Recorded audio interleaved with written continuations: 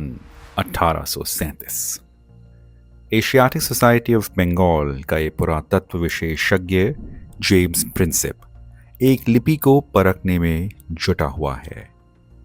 एक लंबे अध्ययन के बाद प्रिंसिप आखिरकार इस निष्कर्ष पर पहुंचते हैं कि शिलाओं और पुरातन स्तंभों पर यह लिपि कोई साधारण भाषा नहीं है।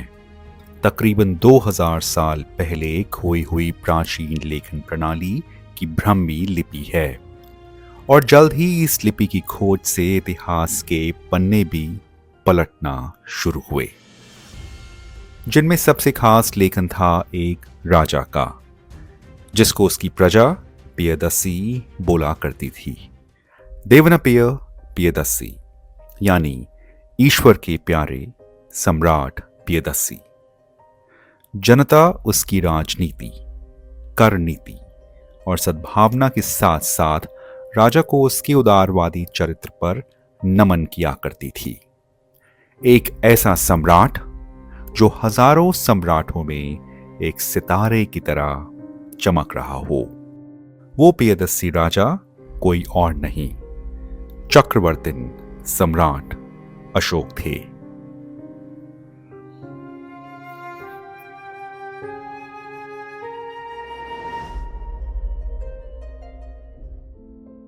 Hello and welcome to talking history Bihar. Bihar और प्राचीन भारत के इतिहास को खोजती, परखती और आपके सामने लाती इस खास श्रृंखला में आपका स्वागत है। इस एपिसोड में हम बात करने जा रहे हैं सम्राट अशोक की। एक महान सम्राट जिसकी नीति, जिसकी रणनीति, जिसके पॉलिटिक्स और खास करके उसके व्यक्तित्व ने सिर्फ मगध ही नहीं बल्कि समूचे दक्षिण एशियाई महाद्वीप के इतिहास पर एक नई रोशनी डाली। खास बात यह है कि इस महान सम्राट की जीवनी या कहें कि इसके बारे में तकरीबन 2100 साल तक बहुत कम ही पता था। एक पुरातत्व खोज के बाद इसके जीवन की परतें दर परतें खुलती गई और पूरे विश्व के सामने इस महानतम सम्राट का इतिहास सामने आया। 20वीं शताब्दी की शुरुआत से ही ब्राह्मी लिपि और कुछ शिलाओं पर खासा अध्ययन होना शुरू हो गया था। आर्कियोलॉजिकल सर्वे ऑफ इंडिया, भारतीय पुरातत्व सर्वेक्षण ने इसे बेहद बारीकी से परखना शुरू कर दिया था और 1915 आते आते सम्राट अशोक के बारे में हमें काफी कुछ पता चल चुका था। सामान्यतः ये माना जाता है कि अशोक जो है वह अन्य राजाओं की तरह पला बढ़ा, चूंकि वह राज परिवार में ही था तो इससे अलग हटकर हम लोग सोच भी नहीं सकते हैं। उसके जीवन में परिवर्तन कहाँ से आया यह महत्वपूर्ण है। दो सिद्धांत इसमें आते हैं। एक जो हम लोग पढ़ते हैं पहला कि अशोक काफी क्रूर था। अपने जीवन में कहा जाता है कि उसके 99 भाई थे, उसको मिलाकर 100 भाई। जब उसको गद्दी की तलाश हुई, जब उसको लगा कि गद्दी पर बैठना है तो 99 भाइयों को मारकर वह कुएं में डाल देता है और शासन करता है। एक कहानी है। दूसरी यह कहानी है कि उसके इतने भाई थे और 3 भाई था, तो आपस में सम्राट बनने के लिए थोड़ा सा द्वंद्व तो था। अशोक यानी जो किसी शोक और द्वेष के परे हो, एक सम्राट जिसकी पहचान 262 ईसा पूर्व हुए कलिंग युद्ध पर उसके परिणाम से भी की जाती है। एक ऐसा युद्ध जिसके बाद चक्रवर्ती अशोक के अशोक महान बनने के सफर को जोड़ा जाता है। कलिंग युद्ध इतना ज्यादा विध्वंसक रहा अशोक के लिए। अशोक खुद अपने 13th इंस्क्रिप्शन में सारी बातें एक्सेप्ट करता है कि लाखों की संख्या में लोग बंदी बनाए गए, लाखों से ऊपर की संख्या में लोग मारे गए। मैं जब युद्ध में के मैदान में खड़ा था, जहां तक मैंने अपनी नजर फैलाई, मुझे लाल रंग के अलावा कुछ नहीं दिखा। चंद्रगुप्त मौर्य के पोते अशोक कहा जाता है बचपन से ही राजनीति, कूटनीति, अर्थनीति और युद्ध नीति इनके बहुत ही जिज्ञासु छात्र रहे। साथ में ये बात भी है कि उन्होंने शुरुआत से ही अपने हुनर का परिचय देना शुरू कर दिया था। अशोक 304 ईसा पूर्व में जन्मे अशोक, चंद्रगुप्त मौर्य और बिंदुसार इनके वंश को आगे बढ़ाने वाले। चौथी और पांचवी शताब्दी में लिखी गई अशोक वदना और अन्य बौद्ध धर्म शास्त्र जैसे कि दिव्य वदना और वाम सत्ता पक्षनी के मुताबिक राजकुमार अशोक की माता का नाम सुभद्रांगी था, जो एक प्राचीन शहर चंपा, आज के भागलपुर में चंपापुरी से वास्ता रखती थीं। इतिहासकार आज भी अशोक की शुरुआती जिंदगी को काफी उत्सुकता से देखते हैं, खासकर चंद्रगुप्त मौर्य के एक संधि के तहत यूनानी राजकुमारी से शादी को लेकर मौर्य वंश में क्या कोई नया उपवंश शुरू हुआ था।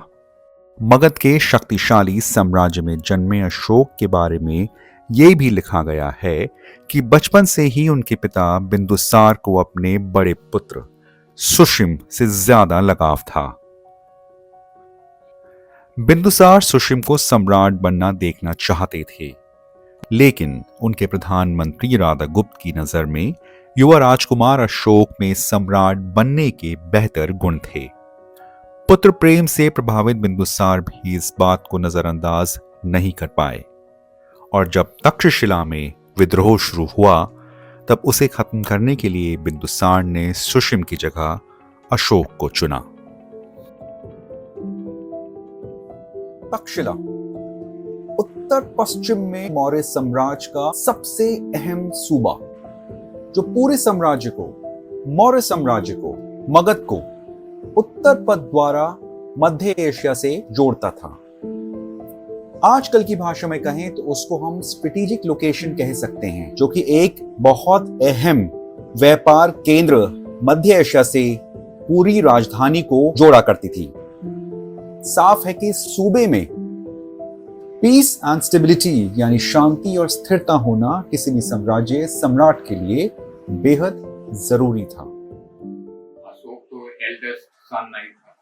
राजतंत्र के मुताबिक एल्डेस्ट सन को राजगद्दी प्राप्त करने का अधिकार, लेकिन उसने दरबार में जो मंत्री थे उनके बीच विभेद पैदा किया और अपने पक्ष में प्रभावशाली मंत्री राधागुप्त को मिला लिया और उसकी सहायता से वो दरबारियों को या मंत्रियों को अपने पक्ष में सफल करने में, मिलाने में सफल हुए।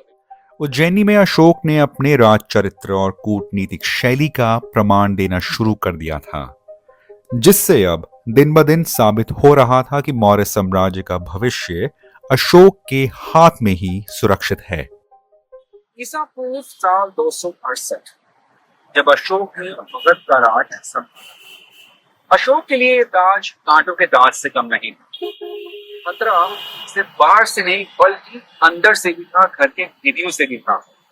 अशोक वदना के हुस्न कहा जाता है कि अशोक के ही प्रधानमंत्री नहीं, उन्होंने की एक रणनीति बनाई थी जिसके तहत सुशिम और उनके भाइयों को रास्ते से हटाया गया और अशोक ने मगध का राज संभाल लिया। मगध का शासन संभालने के बाद अशोक ने भी पिछले शासकों की तरह विस्तारकारी नीति को अपनाया और सीमाओं पर लगे बाहरी राज्यों और सूबों पर हमले बोले, दुश्मन की सेना को बंधक बनाया और वहां की जनता को अपने अधीन किया। भारतीय और श्रीलंकन बौद्ध धर्म शास्त्रों के साथ साथ अशोक वदना के अनुसार अशोक का शुरुआती शासन बेहद जटिल और क्रूर था। बात करें तो चंद्रगुप्त मौर्य, बिंदुसार, इन सब ने एक बहुत बड़ा अंपायर उसको दिया है। Already he had enough territories with him. तो इसके बाद क्या हुआ कि कलिंग एक बचा नहीं था। चंद्रगुप्त मौर्य में ऐसा कहा जाता है टेक्स्ट में कि चंद्रगुप्त मौर्य के समय में Kalinga was the part of Mauryan empire, लेकिन ऐसा हो सकता है कि बिंदुसार के समय में रिवोल्ट्स हुए बहुत सारे जगह पे, तो कलिंग उस समय में इंडिपेंडेंट हो गया। तो कुछ लोग ऐसा भी हिस्टोरियंस क्लेम करते हैं कि इकोनॉमिक पर्सपेक्टिव से, ट्रेड के पर्सपेक्टिव से बे ऑफ बंगाल अगर हम ज्योग्राफी देखें तो उससे वो पूरे यूरोप, एशिया सब में ट्रेड कर सकते हैं, इसलिए इकोनॉमिक पॉइंट ऑफ व्यू से उसको जो है कैप्चर किया गया। फाहीन और ह्यून सांग 5वीं और 7वीं शताब्दी में भारत आए चीनी यात्रियों ने अपने लेखों में सम्राट अशोक के शुरुआती राज में भी कुछ क्रूर वाक्यों का जिक्र किया है, लेकिन कई इतिहासकार इन व्याख्याओं को अतिशयोक्ति यानी एग्जैजरेशन के तौर पर भी देखते हैं। मुझे लगता है कि वो बौद्ध टेक्स्ट में जो इसको क्रूएल दिखलाने का प्रयास किया गया है, वो उनका मोटिव दिया था, यह दिखलाना कि बौद्ध धर्म इतना महान था कि उसके संसर्ग में आने के चलते अशोक जैसा दुष्ट प्रवृत्ति का राजा भी सहिष्णु बन जाता है, धर्मपरायण बन जाता है। ये कहा जाता है कि चंद्रगुप्त मौर्य और बिंदुसार अपने साम्राज्य को, मौर्य साम्राज्य को दक्षिण में फैलाना चाहते थे। काफी कोशिश भी रही, लेकिन नहीं कर पाए। दक्षिण या दक्खन, जिसमें कलिंग एक अहम हिस्सा था, अब तक मगध को लोहा देता हुआ आया। मगध कलिंग की सीमा नहीं लांघ पा रहे। सम्राट अशोक ने भी अपनी विस्तारकारी नीति यानी एक्सपेंशनिस्ट नीति के तहत कलिंग पर हमला बोला।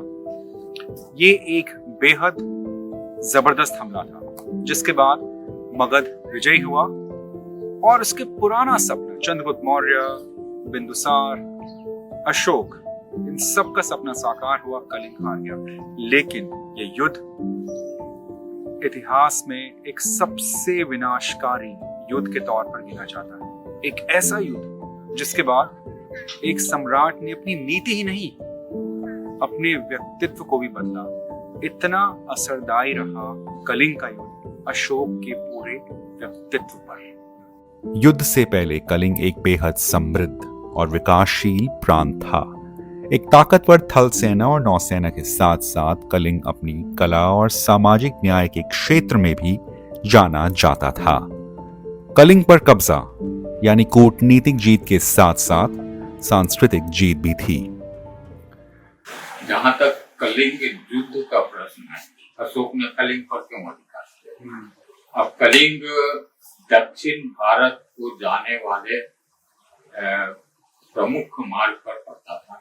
वो काफी इकोनॉमिकली प्रॉस्पेरस देश था और अशोक चाहता था कि उस पर अधिकार करके कलिंग के रास्ते से वो दक्षिण की तरफ अपनी सीमा का विस्तार करे। संभवतः इसी कारण कलिंग वार हुआ।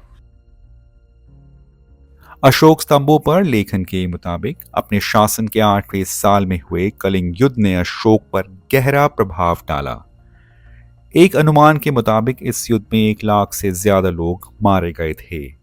युद्ध भूमि पर चारों तरफ हत्या, आगजनी, लूटपाट और कलिंग के आम नागरिकों के कष्टों को देख वो सम्राट बीचों बीच जैसे बिखर सा गया हो, और उसी क्षण उसने अपने अंदर एक बदलाव महसूस किया।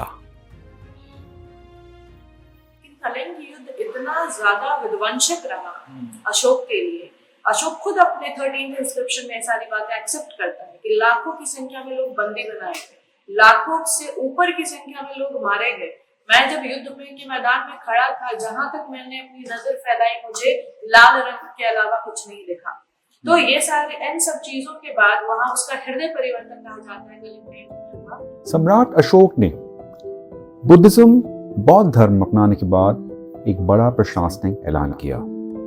अब राजपाट किसी विस्तारवादी नीति या युद्ध नीति या किसी अग्रेशन से नहीं, बल्कि प्रेम, सद्भावना और सहनशीलता से चलेगा। अशोक अब धम्म अशोक बन चुके, एक बौद्ध भिक्षु सम्राट, एक धर्म को मानने वाला सम्राट जिसने धर्म को सिर्फ अपनाया ही नहीं, बल्कि अपनी आखिरी सांस तक इसका पालन भी किया। तो ये सारे इन सब चीजों के बाद वहां उसका हृदय परिवर्तन कहा जाता है कलिंग के युद्ध में हुआ। भेरी घोष से धम्म घोष। भेरी घोष का मतलब होता है युद्ध, भेरी मतलब युद्ध होता है, और धम्म का मतलब एक नैतिक एस्पेक्ट है। ये सब रिलीजन से नहीं जोड़ेंगे।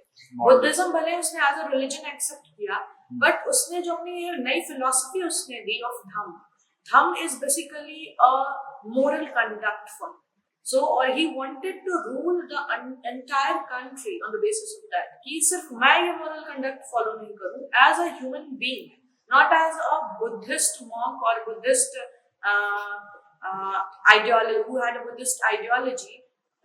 सिर्फ इसे बुद्धिस्ट लोग फॉलो करें या बुद्धिज्म को जो मानते हैं वो फॉलो करें, वो हर एक व्यक्ति को नैतिकवान बनने को होता है। तो बौद्ध धर्म को इसने संरक्षण तो दिया था, लेकिन इस पर एक आरोप लगता है कि बौद्ध धर्म को संरक्षण देने के क्रम में इसने खजाना खाली कर दिया।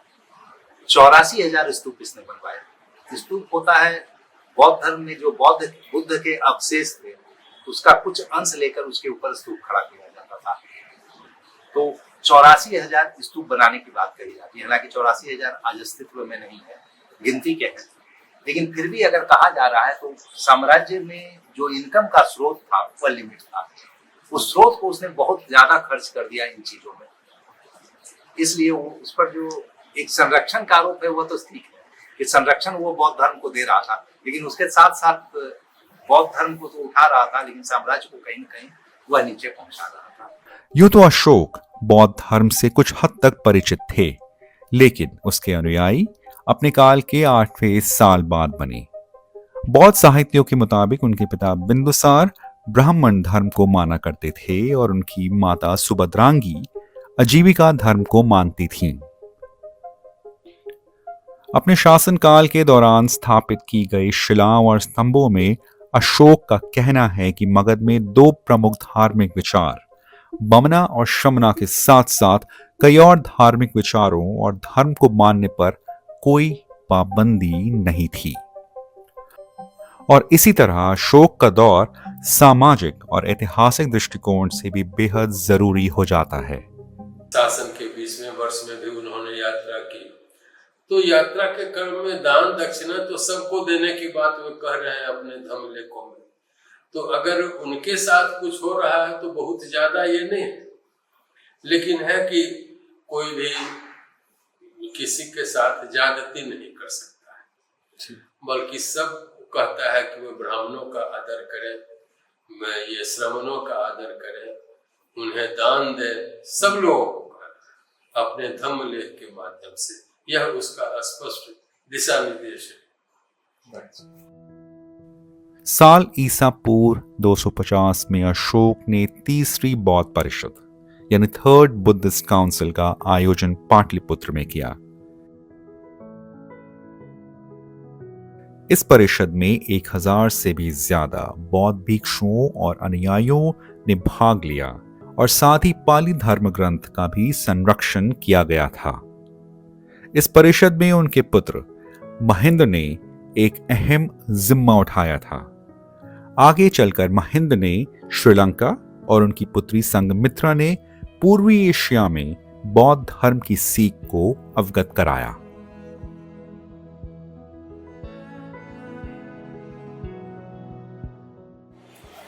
इस बात के प्रमाण है, यानी कि बात डॉक्यूमेंटेड है कि सम्राट अशोक ने कम से कम 84,000 बौद्ध विहारों और स्तूपों की स्थापना की।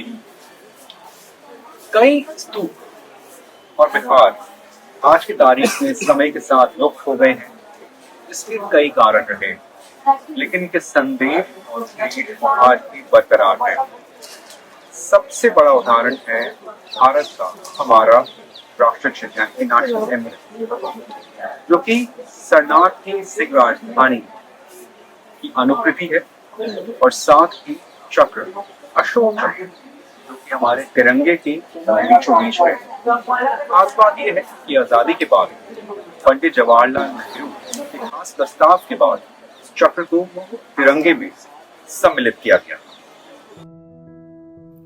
चंपारण में स्थित लौरिया नंदगढ़ और लौरिया अराराज के स्तंभ आज बिहार के प्राचीन इतिहास के एक अहम प्रतीक हैं। 32 फीट ऊंचे ये स्तंभ सम्राट अशोक के दौर की वास्तुकला का भी एक नमूना है। हर स्तंभ की तरह इस स्तंभ पर अशोक का शांति और न्याय का संदेश आज भी ज्वलित है। अशोक के समय में जो आर्किटेक्ट डेवलप हुए उसमें सबसे महत्वपूर्ण आर्किटेक्ट में पिलर्स को माना जाता है, स्तंभ को माना जाता है। कहा जाता है कि इसका थोड़ा सा प्रभाव जो है वो ईरानी व्यवस्था से स्थापित थी, लेकिन यदि आप पिलर्स को देखेंगे तो वो एकास्म पत्थर यानी एक ही पत्थर का बना हुआ है, लगभग 40 से 50 फीट लंबा। उसकी जो संरचना है वो गोल है और उस पर चमकदार पॉलिश की गई है, जो कि ईरानी कल्चर से काफी अलग थी। इसके अलावा पिलर्स के ऊपर कई पशुओं की मूर्तियां मिली है, जिसमें शेर की मूर्ति, हाथी की मूर्ति, बैल की मूर्ति, इस तरह की मूर्तियों का निर्माण किया गया है। ये सारी व्यवस्थाएं जो है ये अपने आप में उस पीरियड के दौरान जो बनाई गई वो एक स्थापत्य की दृष्टि से सबसे अनोखी विशेषताओं में से एक है। और अशोक एक ऐसा शासक था जिसने स्थापत्य कला में काफी रुचि ली। उनके समय में स्तंभ का निर्माण किया गया, उनके समय में स्तूप का निर्माण किया गया, गुहा विहार का निर्माण किया गया। और ये वैसे आर्किटेक्ट थे जो इससे पहले भारतीय परिवेश में बहुत ही नगण्य थे। ऐसा माना जाता है कि जो बराबर और नागार्जुन के केव्स हैं जो कि मौर्य पीरियड में निर्मित किए गए, ये पहले रॉक कट आर्किटेक्ट हैं जो कि भारतीय इतिहास में स्थापित हुए। यानी भारत में जब स्थापित की गई आर्किटेक्ट व्यवस्था तो उसमें पत्थरों को काट करके अपने उपयोग के अनुसार उसका निर्माण किया जाना पहली बार जो है वो मौर्यन पीरियड में ही देखने को मिलता है। मेरे ठीक पीछे है अशोक काल की बनाई हुई बराबर गुफाएं। ये कहा जाता है कि मनुष्य की बनाई हुई पहली यानी कि फर्स्ट मैन मेड केव्स बराबर गुफाएं हैं। आप देख सकते हैं पीछे जो है अशोक काल की कलाकृति, उनकी वास्तुकला, उसका जो झलक है अभी बरकरार है।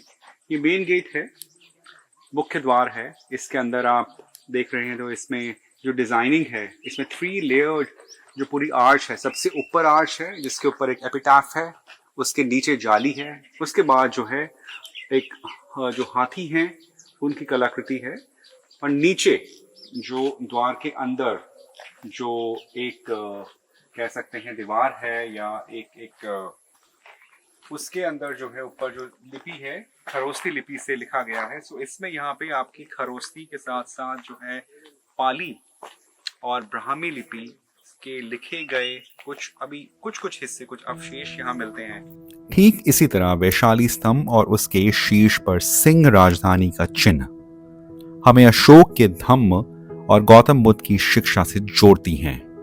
तो वहीं पश्चिमी चंपारण के रामपुरवा का ये स्तंभ एक सम्राट की निशानी से कई ज्यादा बढ़कर हैं।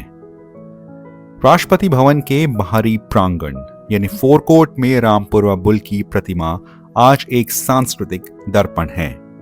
आजाद भारत में पंडित जवाहरलाल नेहरू द्वारा अंग्रेजी इमारतों के भारतीयकरण के लिए गठित की गई समिति के प्रस्ताव के बाद इस प्रतिमा को राष्ट्रपति भवन में स्थापित किया गया था। भारतीय इतिहास में अशोक को एक महान शासक के रूप में स्थापित किया जाता है और महानता का परिचायक युद्ध या युद्ध की नीति नहीं होती है, साम्राज्य का विस्तार नहीं होता है। महानता इतिहास में उसको स्थापित किया जाता है जो अपने शांति प्रिय या प्रजा के हित में कार्य करने वाले जो मुख्य रूप से शासक रहे हैं उन्हें महानता की श्रेणी में शामिल किए जाते हैं। अशोक के द्वारा स्थापित जो साम्राज्य था उसमें उन्होंने धम्म नीति का संचालन किया, जिसमें मुख्य रूप से शांति प्रिय अहिंसक नीति को आगे बढ़ाने का प्रयास किया, प्रजा के हितों को आगे रखा। जैसे एक रुमनदेही अभिलेख पर स्पष्ट किया गया है कि बुद्ध का जन्म स्थान लुम्बिनी था, वहां पर जब यात्रा की थी अशोक ने तो उस दौरान उन्होंने टैक्स को जो है वो घटा दिया था। तो ये सारे उदाहरण हैं कि राजा जो है वो प्रजा के हित में कार्य करना चाहता था, प्रजा के हितैषी शासन व्यवस्था को स्थापित करना चाहता था। और इसी कारण से भारतीय इतिहास में एक शासक के तौर पे अशोक को एक महान शासक के रूप में देखा जाता है, ना कि उन्हें एक महान विजेता के रूप में। अशोक महान को, अशोका द ग्रेट को हम किसी एक राजनीतिक दृष्टिकोण में सीमित नहीं कर सकते और ना ही उनके किसी एक फैसले को सही गलत सही की दिशा के तौर पे देख सकते हैं। ये अशोक की महानता है कि ना ही सिर्फ उनकी जीवनी बल्कि उनके कई चिन्हों ने पीढ़ी दर पीढ़ी हमारा मार्गदर्शन किया है। लेकिन जिस तरह से हर उदय का अस्त होता है, हर शुरुआत का अंत होता है, ठीक उसी तरह अशोक की मृत्यु के बाद मौर्य साम्राज्य का बिखराव शुरू हो गया। लेकिन ये गौर करने वाली बात है कि उनकी महानता ही थी जिसके कारण उनकी मृत्यु के बाद भी कुछ इसी तरीके से मौर्य साम्राज्य 50 सालों तक टिका रहा। अगले एपिसोड में हम देखेंगे कि किस तरीके से इतिहास ने एक नई करवट ली मौर्य साम्राज्य के बाद। Thank you for watching this episode. Stay tuned और देखते रहिए talking history. See you soon, good bye.